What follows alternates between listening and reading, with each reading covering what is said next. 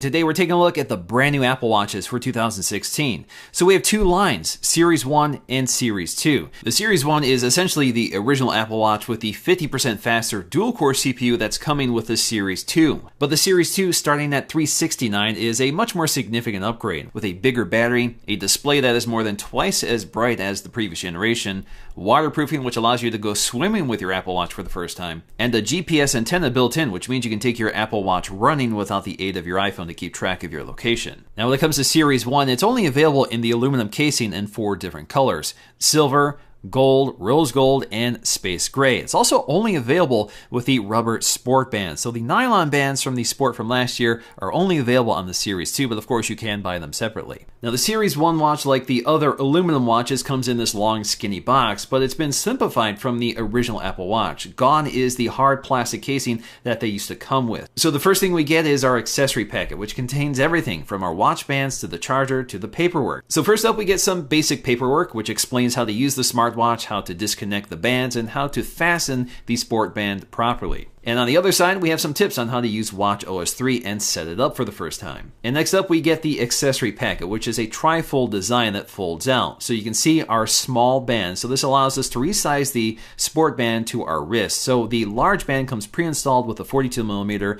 but you get the small band in the box if you need it smaller. And then lastly, we get our charging plug. So this is actually wrapped around inside this sleeve. So you just pull it out. So good luck getting it back in there if you ever need to. But what you won't find here is our USB power adapter. So this does not come with one. So you're gonna have to borrow one from either your iPhone or purchase it separately. And lastly, at the bottom of the box, we have our watch, which is wrapped in plastic. We can go ahead and peel this off so we can take a close look around. They even give us plastic covering up the rivet at the other end of the band. So when it comes to the unboxing of the Apple Watch Series 2, it depends on which one you get. In this case, I have the stainless steel model, which has a much more premium experience. In this case, I have the space black model with the Milanese loop 42mm, which is the same version I had from the previous generation, so we're going to compare them side by side. So first up, we have this paperwork packet. So if we pull that out, inside we'll find a quick start guide that explains how to use the Apple Watch, how to charge it, and how to swap out the bands if we need to.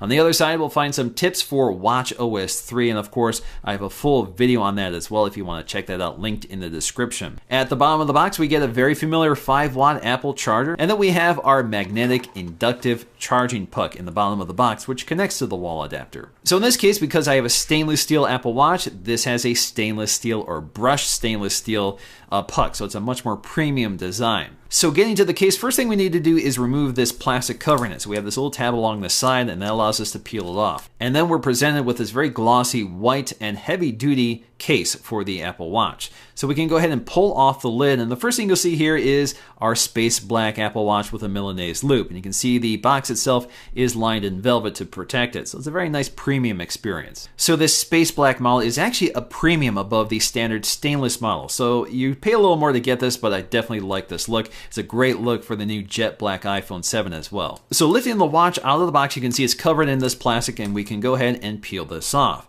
So once again, our stainless steel Apple Watch has this very nice polished finish.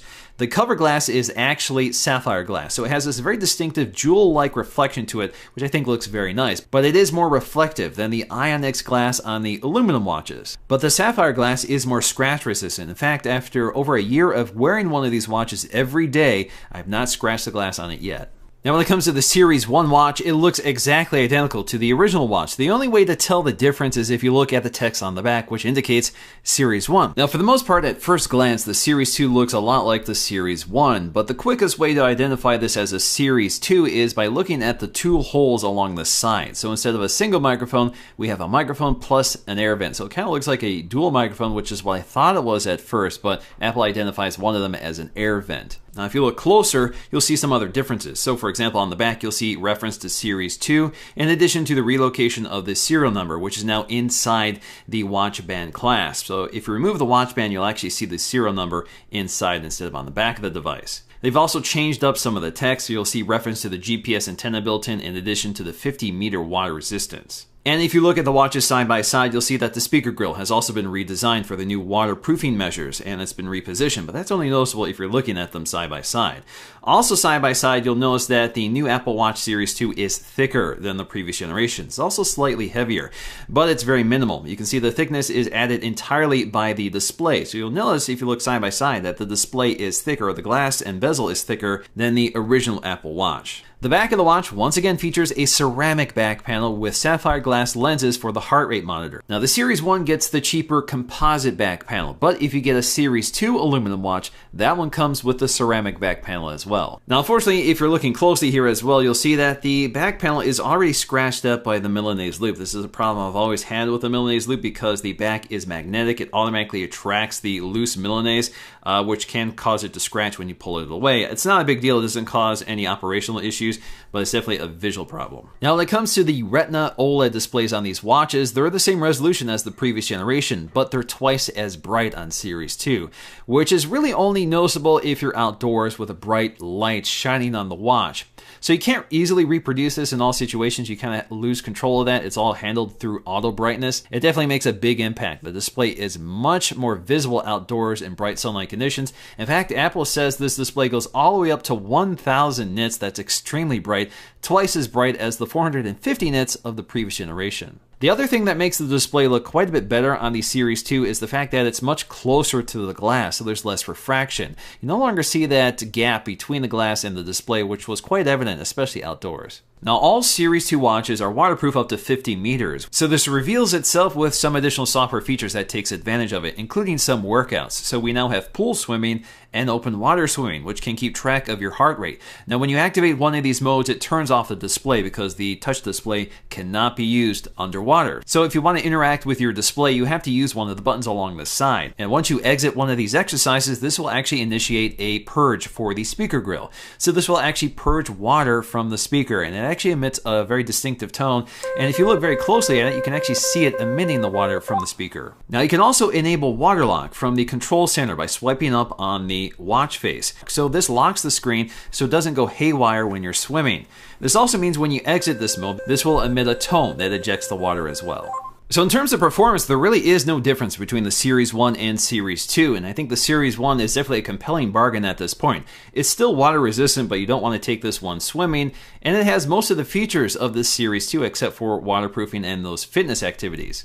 Of course, it doesn't get that brighter display, but I'd hardly call it dim or unusable in daylight conditions. But if fitness is your main priority, you definitely want to focus on the aluminum watches because they're significantly lighter than the stainless steel watches. But of course, these stainless steel watches are much more fashionable and certainly more expensive, but they come with higher quality materials, like the virtually scratch-proof sapphire glass, although the body itself is certainly scratchable. So in terms of performance, you can expect the same performance on both the Series 1 and Series 2, which is noticeably improved over the original watch.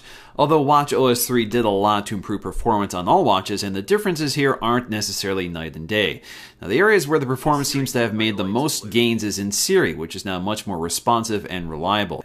There's also gains in terms of graphically intensive apps like Messages, which has a scribble keyboard, which works much better on the newer hardware. But the real benefit comes to third-party apps that can take better advantage of all the processing power that's behind the new S1 and S2 chips. So I think the Apple Watch with Series 1 and Series 2 is a much easier recommendation to make than it was when it first launched. But if you're an existing Apple Watch user, I'm not sure these changes are significant enough unless you're really bothered by the slower performance, or if you really need that GPS antenna or swimming capabilities for your fitness. Now, the increased thickness is not noticeable at all, and the battery life is unchanged because we have a brighter display, which kind of offsets that. But it easily makes it through nearly 2 days of use between charges, although you probably want to charge this nightly to make sure that second day is uninterrupted. Alright guys, so that's going to do for me in this video. I do have some additional Apple Watches coming, including the Apple Watch Edition, which is now ceramic. I'm really looking forward to that one. In addition to the cheaper Nike Sport, which is an aluminum Series 2, which will finally give me a chance to take a look at what the aluminum Series 2 watch looks like compared to the Series 1, so stay tuned for those videos. If you guys like this video, please give it a thumbs up to let me know, and I'll see you again in the next video.